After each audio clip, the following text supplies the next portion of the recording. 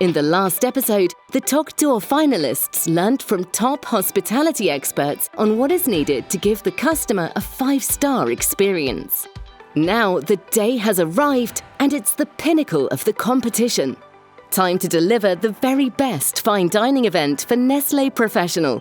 So we've got 60 guests arriving this evening, but this is the fine dining challenge. So this isn't just any old catering. The level of the dishes has to be extremely precise, and that's what I'm looking for. There's a lot of prep work to do, and it all has to be super fine. And while the back of house finalists prep, the front of house competitors have to use their learnings from their cocktail masterclass and create a signature cocktail for the event, as well as a Nespresso palate cleanser. So this is an opportunity to use a decaffeinated coffee with the opportunity to refresh the palate of the guests. So it's quite a unique thing that they need to come up following the original recipe or come up with some of their own.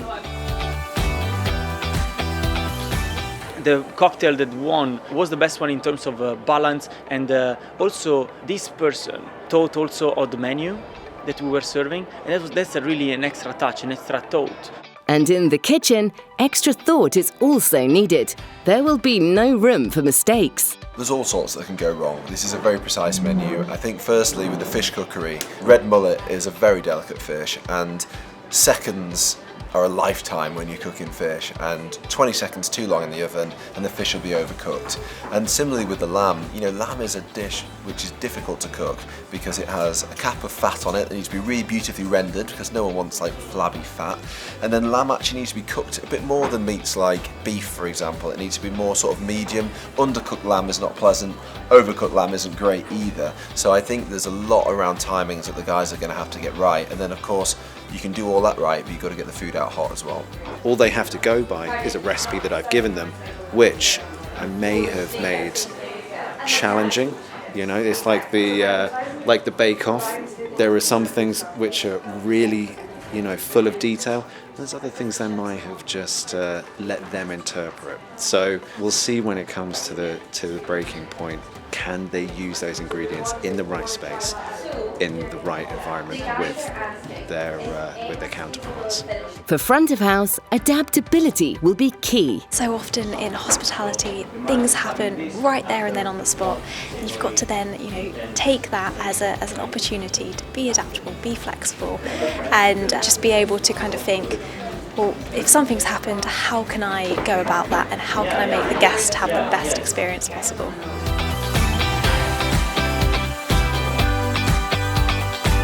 There are only a few hours before the VIP guests will be arriving, and there is an air of trepidation.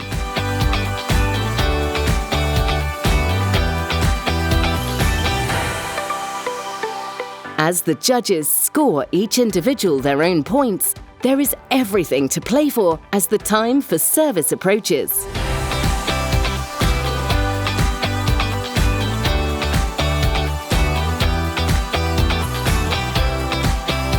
I think the hardest thing about doing this challenge will actually be delivering the service. We've got 60 guests coming, and a lot of fine dining restaurants actually are 30 or 40 cover restaurants. 60 covers of like a very refined fine dining level food is a challenge. And I think when you're in a kitchen you've not been in before and you're doing dishes that you've never seen before, there's a lot for these guys to do, and it really will be a good test of their skills, their ability, and I think whoever comes out and wins this will really deserve it.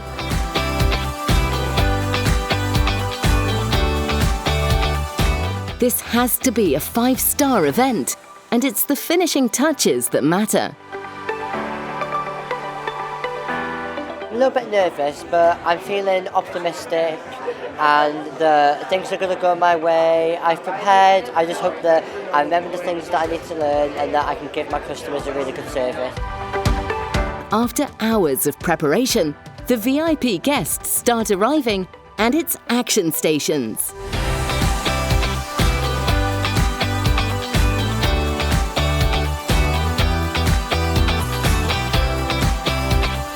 Nobody wants the students to be more successful than me, because ultimately these are my dishes, and I think somewhat I feel the pressure as well. I think a lot of the guests this evening are coming expecting some sort of Michelin standard food, so we really have to deliver. I've loved getting to do the different dishes, getting to work with Tommy Banks. That in itself is an amazing opportunity, and I just want to say like thank you for believing in me, because I genuinely still can't believe I'm here.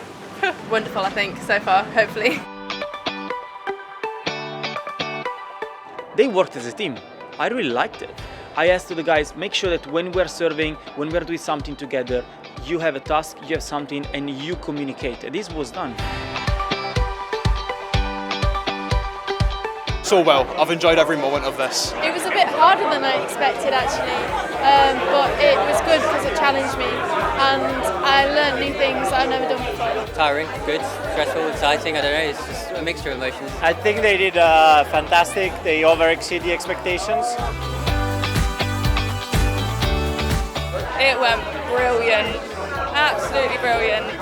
Any more questions? What a day, incredible. That was a real roller coaster. So much pressure, and I think the guys handled it really well. All the feedback's been very positive, so a real success.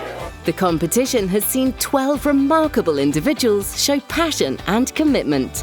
Find out next time who wins the 36th Nestlé Professional Toque d'Or at the London Awards. This is no ordinary competition.